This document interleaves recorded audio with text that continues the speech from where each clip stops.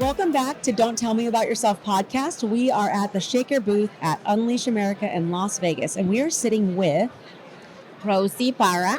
Hi, Rosie. Can you tell Hi. us what role you're in right now in the company you're with? Yes, I am the corporate HR director for Caesars Entertainment. That's amazing. Yeah. Here, we're close to home, right? Yes, Very close to exactly. home. Like literally across the street. Is our office? That's amazing. Yeah, you're definitely our most local guest. I know that Yes. for sure. Yeah. I'm curious to know if you could start by just talking to us about what's something in your industry that most people completely misunderstand. Something in the industry that people misunderstand. Well, can be a lot of things. I think it's right now how the industry is moving too fast, and maybe it's more of the lack of awareness of what's going on. So not necessarily to misunderstand, but to fully capture where the industry is moving along right now. Sure. Yeah. And a lot of people don't work in your specific industry, right? So some of us are outsiders. And so we're curious to know, what are the challenges that your industry is facing right now?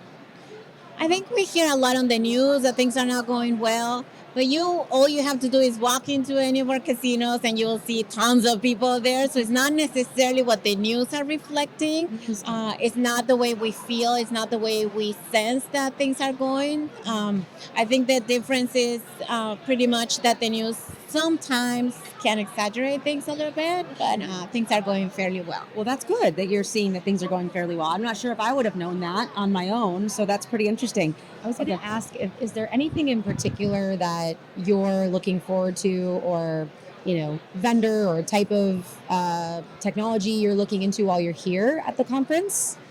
Interesting that you ask, and I'm sure everybody has answered AI all over and all over again. It has been very interesting talking to people live more, because you can only research so much about a company or what somebody else is doing. But when you're talking to different people and what everybody's doing, it's amazing how we passed the conferences that we would go to before, that we would hear AI is coming. Yes. Well, AI is already here. And if you're not on it, you're way behind. So it's very interesting to have the opportunity to talk to people and hear out what other companies are doing. Yeah. So is there anything that you or your team are leveraging AI for currently that's working well for you, or are you looking to do that? A lot in the works. Okay, a lot in the works. I'm not sure if I can share yet, because there's still things that are on the works that are kind of a surprise for everybody in the company, but a lot in the works. Are there any particular functions though? Like we've heard a lot about, we were just talking with someone about how a guardrail for them is that AI shouldn't be making hiring decisions, right? But it can help with other aspects, like other parts of a process within HR. Is there anything in particular there that you're eyeing up in terms of function or piece that you're looking to make more efficient? Sure. I think the most important thing right now is to identify people's not going away. There's a lot of fear of that when you talk about AI and people thinking that it's just the technology replacing people. Yeah. Not necessarily. You still need people to manage the AI portion. We have a lot of areas that we're considering. How do we automate? How do we make things faster and better? Sure. But not necessarily getting rid of the human aspect. It's just to enrich the human aspect. That has been a big component. Can there be things that we can leverage AI and technology? Mm-hmm. Definitely. Yeah.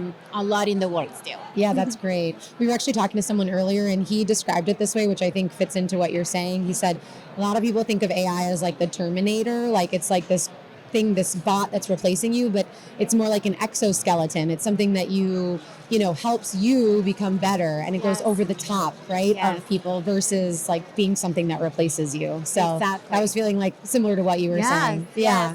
It's a lot of teaching people how to use it more than anything, because there's a lot of tools and a lot of technology out there, but not everybody knows how to make the best out of it. So it's a lot of educational component in it. Yeah. And curious to know, I've heard companies talking about this too. Where does that education come from in your company? Because sometimes it's driven by the employees, sometimes it's driven from the CEO. Where does that innovation or that curiosity mostly come from in your company? Like, who's driving it, you know? I think it's a little bit of everywhere Yeah. and everyone. Yeah. It's coming from the outside. It's coming from the It's all inside. It's an all enclosed completely. Yeah. Yes. Okay. Yeah. Are there any specific metrics or data points that you rely on the most right now in your work? There are a lot of metrics. Not sure if I follow. If you want to tell me a little bit more specifically on what aspect you're asking. Well, what's one of the most like important responsibilities that you're focusing on right now? In your role, is it hiring, or like what's one of the big buckets you're focused on right now? My role encompasses everything because we course. have 8 properties here in Las Vegas. So we have a team that's dedicated specifically for the talent acquisition. Yeah.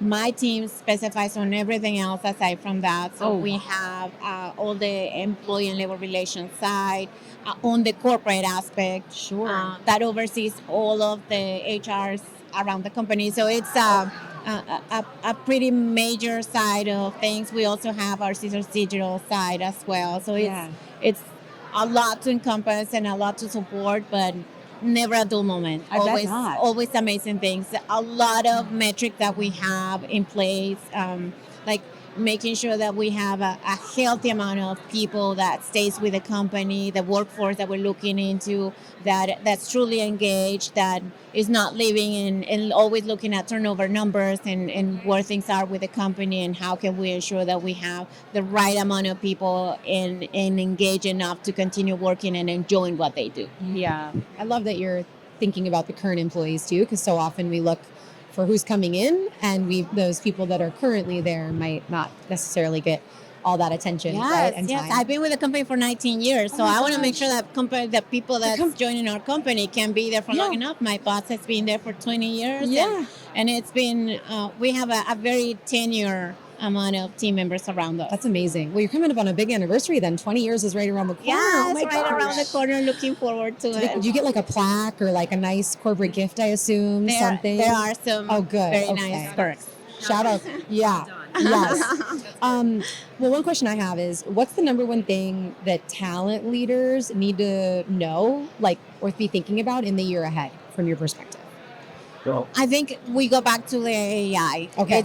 It's the big component right now. How do we jump on board? How do we make sure that we are not hindered at any point, any data that could be considered as confidential from employees on how you're using that data, and how do you support the information that you're handing out, what's coming in, what's going out. So because you need definitely the both components to ensure.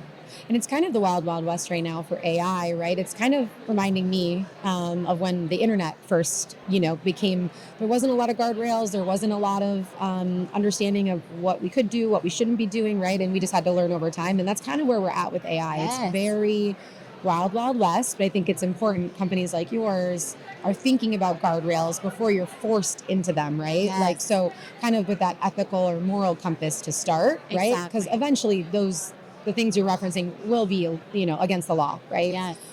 But they're not yet. And so until then, what are you doing to prepare? I think that's really, really smart. Amazing. Absolutely.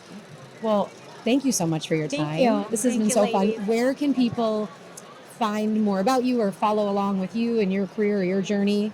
Thank you. I have a LinkedIn profile. Perfect. I have all the information there. I try to be active on it and have over 20,000 followers. Oh my gosh, Rosie. I try to be active on LinkedIn. A lot of people that you get to know on that aspect, and that you reach out and that you continue with some type of keeping track of each other. So Amazing. that's definitely a great way. I didn't know we were in company with fellow LinkedIn influencer, Lorna. I know. How exciting. 40,000. I mean, well deserved. And I'm excited to see what you put up there. Absolutely. Thank Thank you, you so ladies. much. Great spending time with both of you. Enjoy the rest of the conference. Thank you. You as well.